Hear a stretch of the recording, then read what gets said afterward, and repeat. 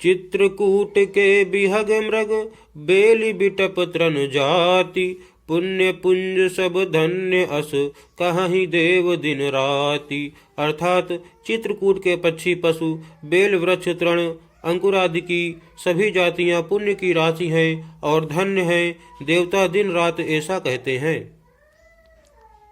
नयनवंत रघुबर ही below की, पाई जन्म फल हो ही बिसो की।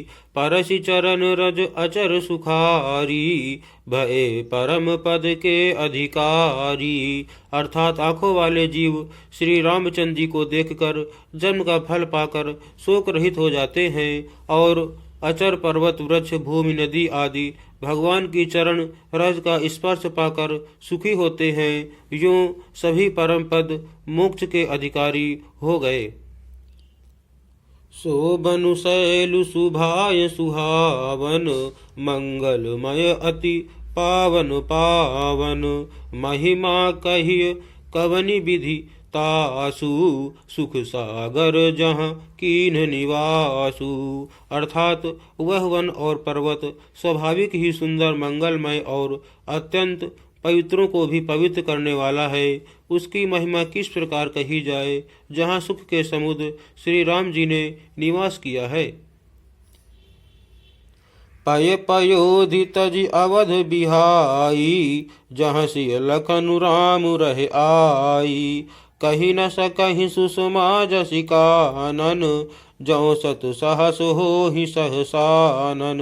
अर्थात क्षीर सागर को त्याग कर और अयोध्या को छोड़कर जहाँ सीता जी, लक्ष्मण जी और श्री रामचंद्र जी आकर रहें, उस वन की जैसी परम शोभा है, उसको हजार मुख वाले जो लाख शिव जी हों तो वे भी नहीं कह सकते।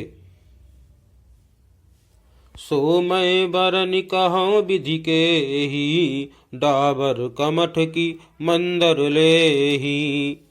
से वही लखनु करम मन बानी, जाई न सीलु सनेहु बखानी। अर्थात उसे भला मैं किस प्रकार से वर्णन करके कह सकता हूँ। कहीं पोखरे का क्षुद्र कछुआ भी मंदराचल उठा सकता है। लक्ष्मण जी मन, वचन और कर्म से श्री रामचंद्र जी की सेवा करते हैं। उनके शील और स्नेह का वर्णन नहीं किया जा सकता।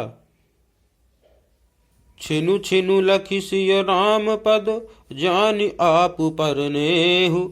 करत न सपनेहु लखनु चितु, बंधु मातु पितु गेहु। अर्थात क्षण क्षण पर श्री सीताराम जी के चरणों को देखकर और अपने ऊपर उनका स्नेह जानकर लक्ष्मण जी स्वप्न में भी भाइयों, माता पिता और घर की याद नहीं करते।